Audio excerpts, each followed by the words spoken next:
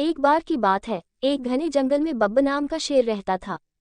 वह शेर हमेशा की तरह उस जंगल का राजा था। उस शेर का पूरे जंगल में दबदबा था और बाकी जानवर उससे काफी खौफ खाते थे। परंतु जंगल का राजा होने के बाद भी वह शेर बिल्कुल घमंडी नहीं था। वह बहुत ही बुद्धिमान और बलवान शेर था। एक दिन की बात है, शेर जंगली भैंसे को अपना शिकार बनाकर वापस अपनी गुफा लौट रहा था। गुफा लौटते वक्त रास्ते में उसे एक सियार मिलता है, जो उसे झुककर साष्टांग दंडवत प्रणाम कर रहा था। शेर उस सियार से पूछता है कि वह ऐसा क्यों कर रहा है। इस पर सियार जवाब देता है कि वह उस शेर का सेवक बनना चाहता है। वह शेर से कहता है कि मैं आपकी रात दिन सेवा करूंगा, आपका पूरा ख्याल रखूंगा, बदले में आप जो भी शिकार करते हैं मुझे उसका बचा खुचा खाने के लिए दे दिया करें। शेर को सियार की यह बात पसंद आती है और वह इस बात पर सहमति दिखाता है।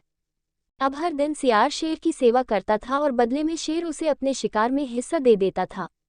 कुछ दिन तक ऐसा ही चलता रहा, पर अब सियार बहुत आलसी होता जा रहा था। उसने शिकार करना छोड़ ही दिया था। अपने भोजन के लिए वह सिर्फ शेर पर ही निर्भर रहता था। बैठे बैठे खाने की वजह से सियार मोटा भी हो गया था। वह रोज शेर को शिकार करते हुए देखता था और उसे लगता था कि यह तो बहुत ही आसान है और वह भी शिकार कर सकता है। एक दिन वह शेर से जाकर कहता है कि वह पहाड़ियों में जाकर वहां के जंगली हाथी का शिकार करेगा, क्योंकि अब वह शिकार करना भली भांति सीख गया है और अब वह अपने भोजन के लिए उस पर निर्भर नहीं रहना चाहता और न ही उसकी सेवा करना चाहता है।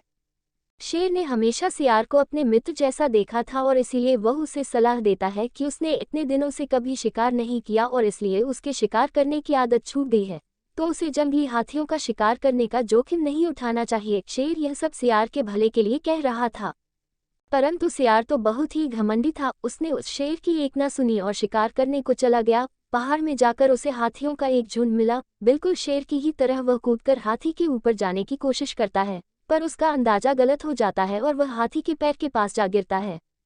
हाथी अपना दूसरा पैर उसके ऊपर रखकर आगे निकल जाता है, जिसकी वजह से हाथी के नीचे दबकर उस सियार की मौत हो जाती है।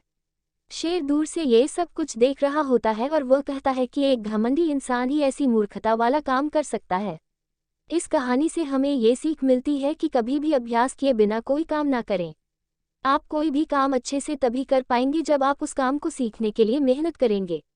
मुझे सब कुछ आता है, यह एक घमंडी और मूर्ख इंसान की निशानी होती है और ऐसे लोगों के साथ हमेशा बुरा होता है।